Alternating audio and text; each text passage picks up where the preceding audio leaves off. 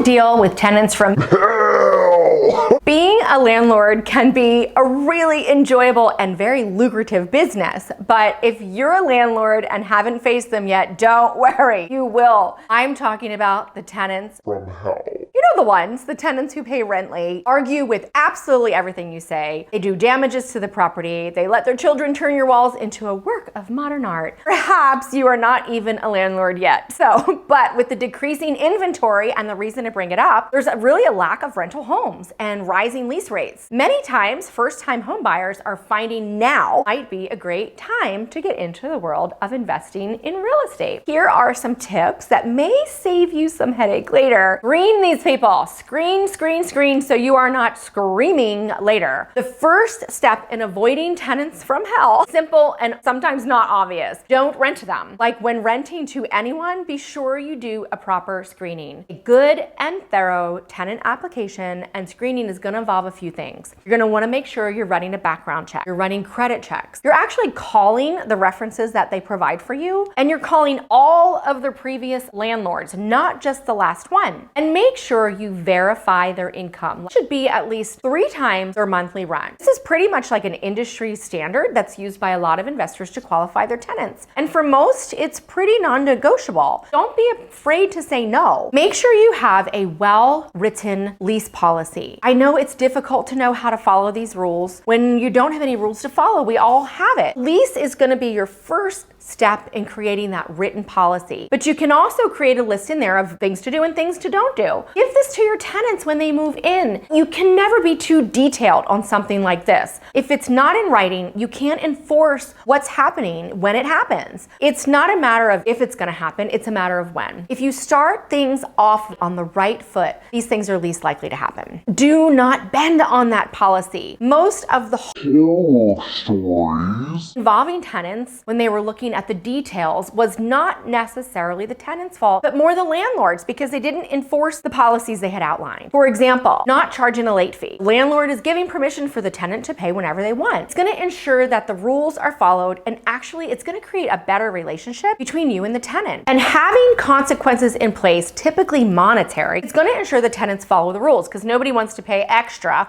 on top of what they're already paying. You might require, for example, rent is paid on the 1st, but you offer a 5-day grace period. But on day 6, if no rent is received, you need to issue a 3-day pay or vacate notice, tape it to their front door, along with a super hefty late fee and a notice serving fee. Don't let tenants get behind on their rent. And you know what? They never will. The only time it's okay to cut a tenant a break is if they make a mistake or they have a really good track record in the past and something unfortunately just came up. Even if you are the landlord, don't be the landlord. If you're a non-confrontal person especially, the best tip is to don't be the landlord. Don't be the first person that they come to with every little thing. I'm not suggesting that you necessarily have to hire property management to take care of the rental. Instead, it's important to separate yourself from being the owner and just be the property manager to the tenant. This way, you can always say that you need to ask the owner first. Get back to the tenant, giving you time to really think about especially the tough things or even the not so tough things. Talk to your attorney, find out what the best way to have maybe a legal entity formed to own the property. That way it's not directly connected to your name. And then manage it as that entity. 2 birds, 1 stone. Last tip, don't be afraid to remove the problem. Life is too short to be stuck renting to tenants from hell, literally. If you are having problems with your tenants